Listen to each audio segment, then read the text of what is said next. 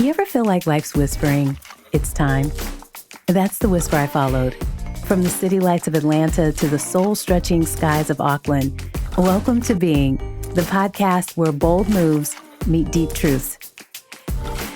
I'm Shay Love, and each week I'm sharing the messy, the magical, and meaningful moments that come with starting over and stepping fully into who you are.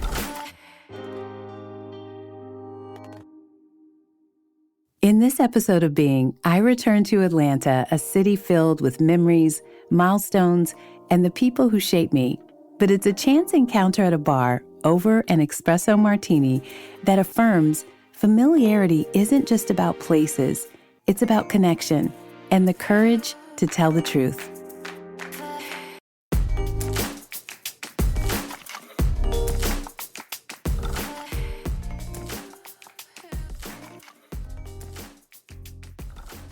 I've been quiet.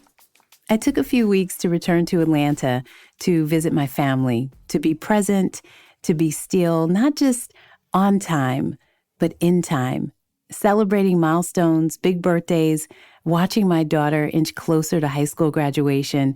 It was a return to the familiar people, familiar sounds, familiar foods, familiar rhythms that wrap around you like your favorite blanket.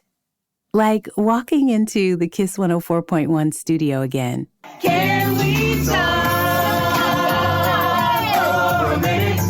Or Sunday dinner at my aunt's house where the food is seasoned just right and the love is served in heaping portions. Roasted broccoli, roasted sweet potatoes, roasted onion, and roasted purple potatoes. Yum. That's it. Sunday dinner. Bon appetit. Even the familiar buzz of voices echoing through a space during a family gathering. We're going to give Papa Joe some hair, too.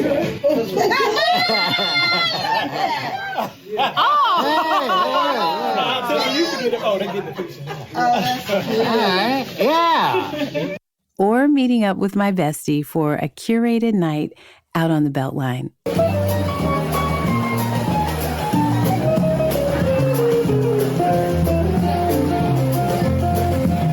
Nothing says home like familiarity, fun banter, laughter over cocktails, a knowing in your heart that just feels good.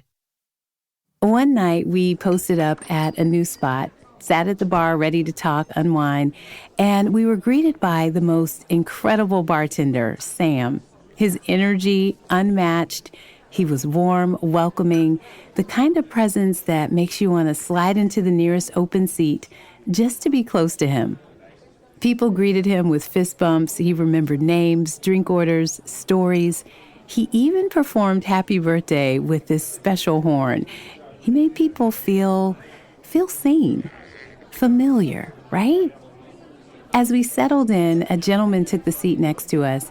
He greeted Sam like an old friend, ordered an espresso martini, something familiar, and leaned into conversation with us like we'd all known each other for years.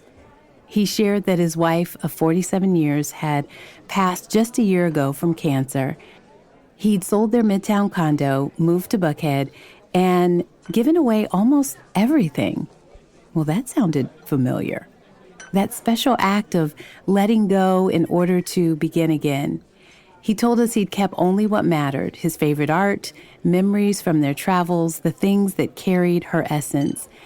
And I told him I'd also just untethered my life in Atlanta to start fresh in Auckland, New Zealand.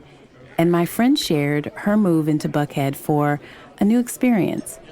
Different lives, but a common thread wove through each of our stories.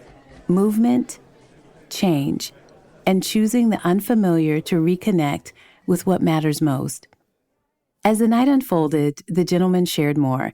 He had 2 children from his first marriage, and that marriage had ended in a way that honestly, it left me speechless. He and his wife had been part of a professional development company alongside another man. Over time, the wife and this man developed feelings for each other, and one day they came to him with what must have been one of the hardest truths to deliver and receive. We love you so much that we wanted to tell you we love each other. Wow, that level of honesty, of courage, It hurt, of course, but I realized it also freed him. It made room for the next chapter of his life, the one where he found his person, the woman he loved deeply for 47 beautiful years. You could feel the tenderness in his voice when he spoke about her. It wasn't performative. It was just present love, still alive in memory. At one point, he turned to Sam and kind of motioned, almost saying, "You know what I'd like to do." And Sam didn't miss a beat. With a fist bump, he nodded and acknowledged that it was already taken care of. And that's when the gentleman looked at us and said, he likes to honor the memory of his wife by gifting a meal to someone he meets when he's out. And that night, it was us. A simple act, but deeply profound and thoughtful. A gift born from grief, shaped by love, offered with ease.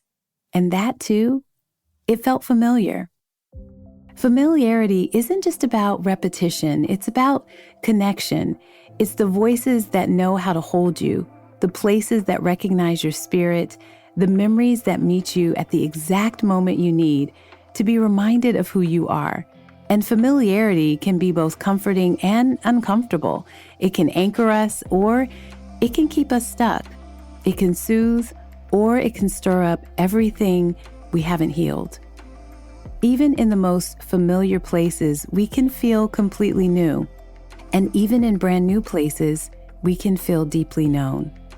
I realized that familiarity can show up everywhere, in shared stories with strangers, in the healing that comes from old pain, in a bartender who remembers your drink, in the courage it takes to tell the truth, and in the quiet kindness of covering someone's meal simply for meaning.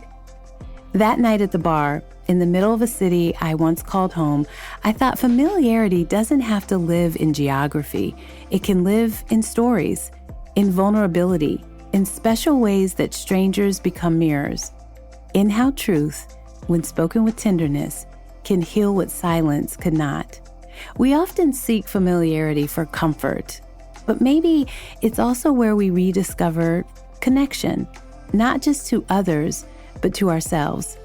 The most important parts of us don't disappear when life shifts. They follow us through every city, every bar stool, every walk back home, affirming that what's familiar isn't always a place. Sometimes it's just a feeling. So hold on to what anchors you, because when you really think about it, love, truth, kindness, those things, they always find their way home. You've been listening to Being from Atlanta to Auckland. I'm Shay Love, and if this episode made you feel seen, maybe it sparked something deep or reminded you that change is possible, go ahead and follow, subscribe, and send it to a friend. This journey is just starting. Keep stretching, keep rising, and always keep being.